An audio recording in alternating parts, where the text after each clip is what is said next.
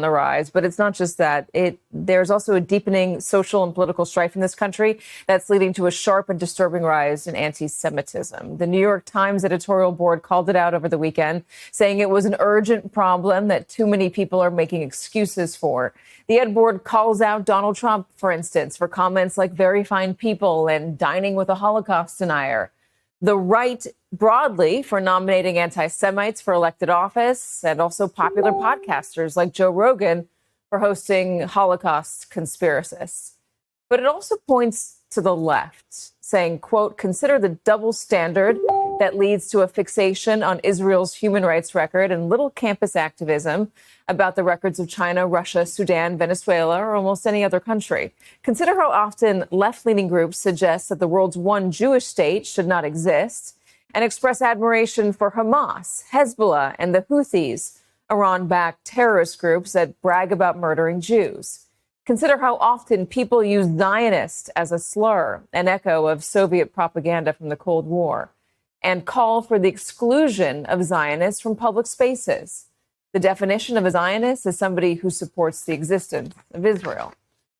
Joining us now, Israeli writer and senior fellow at the Tel Aviv Institute, Hen Mazzig. Hen, it's really good to have you back on this. I got to tell you, I was surprised by this op-ed from the New York Times. Why do you think it came over the weekend? Yeah, thank you so much for having me back, Katie. And I'm really grateful. We've spoken about this before because I think what's happening is not new. And I'm sharing your surprise by the New York Times editorial board deciding to cover it just now. Anti-Semitism is a shape-shifting phenomenon, and it adopts to language of every era. We saw it with religious in the Middle Ages, racial in the 20th century, and now it's political in the 21st century. But the goal is always the same, and it's to blame Jews for society's problem and justify violence against us. And I think that the New York Times editorial board really lays it out clearly that Jews in America are experiencing the worst wave of anti-Semitic violence. And it's not just rhetoric, that's an FBI data. And the truth is that Jews are just 2% of the population in America, yet we are the most targeted group for hate crimes in America by a wide margin. So, and still somehow anti-Semitism remains this one form of bigotry that people feel comfortable debating or worse, justifying. There is a lot of anger and a lot of horror at what is happening in Gaza, and the hunger, the destruction, the death, understandable. But I think it's interesting that the New York Times points out that all of the campus activism we've seen, a lot of the activism, has not come for the records of China, as they said, for Russia, Sudan, Venezuela, who are also doing horrible things to populations within their countries. Do you think anti-Semitism is the only reason why we're not seeing that?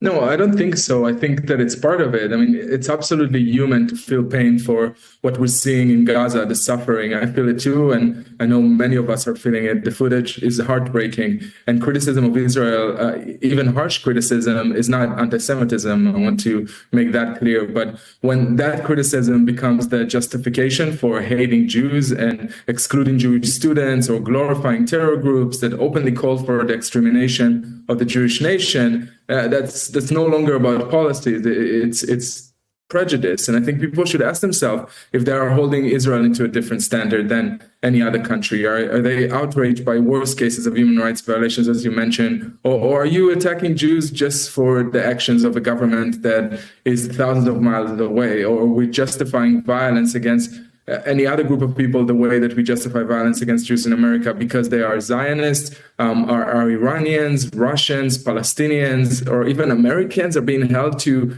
account for their government, for their president, for their actions? I think it's really important to ask this question because that's when the line is crossed.